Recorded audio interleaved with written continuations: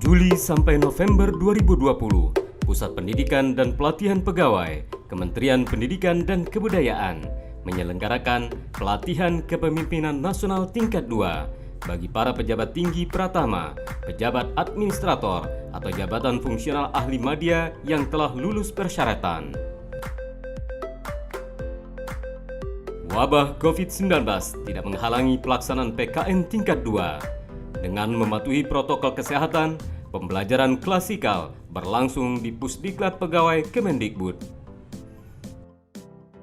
Sistem pembelajaran jarak jauh dengan moda video pun menghasilkan inovasi terobosan yang efektif. Widya Iswara menyampaikan materi perkuliahan dan bimbingan secara daring. Berkegiatan dari rumah atau kantor masing-masing, peserta melanjutkan pembelajaran, diskusi, tugas kelompok, pemaparan makalah, hingga evaluasi. Kita tidak menyangka bahwa kegiatan yang tadinya kita percaya bisa dilakukan hanya melalui tatap muka, tapi juga sekarang bisa dilakukan secara efektif melalui bantuan internet. Selaku fasilitator, Satuan Tugas Pusdiklat menyambungkan peserta dan narasumber yang kompeten di bidangnya. PKN tingkat 2 tahun 2020 bahkan menghadirkan Menteri Kelautan dan Perikanan Republik Indonesia periode 2014-2019, Susi Pujiastuti, yang berbagi keahlian dan pengalaman kepemimpinan. Organisasi ini baru akan efektif dan efisien kalau perubahan dilakukan konsisten, terus-menerus.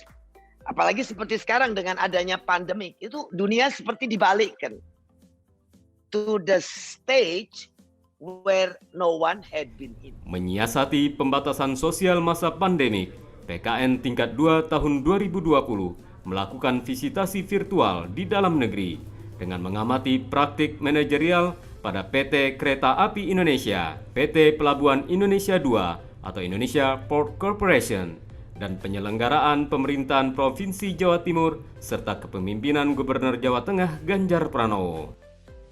Walau tidak mendatangi langsung lokus visitasi, peserta PKN tingkat 2 melakukan studi praktik kepemimpinan di beberapa negara dan secara kelompok berdiskusi dengan mitra di luar negeri, yakni China dan Malaysia, yang memberi pengalaman berkesan.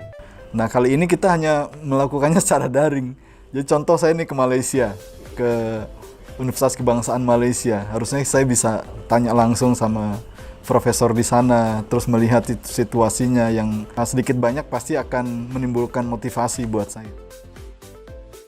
Sebagai ukuran pemahaman teori dan praktik kepemimpinan strategis, pada masa akhir pelatihan, peserta melakukan seminar paparan policy brief dengan Sekretaris Jenderal Kemendikbud dan Direktur Jenderal Pendidikan Tinggi yang mewakili Menteri Pendidikan dan Kebudayaan, serta Deputi Bidang Penyelenggara Pengembangan Kompetensi Lembaga Administrasi Negara.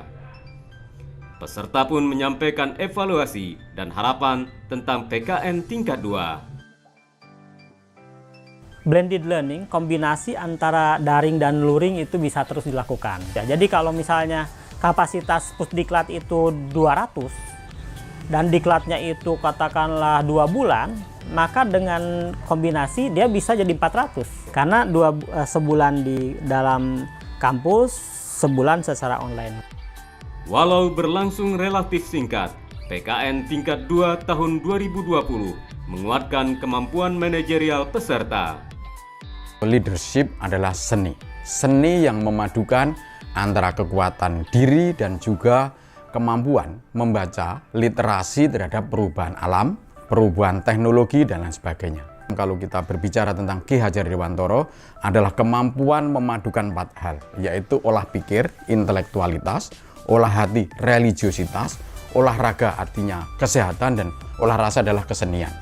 Semoga seusai menjalani pelatihan kepemimpinan nasional tingkat 2, seluruh peserta menjadi pelopor-pelopor aksi perubahan Indonesia dalam arus besar dunia.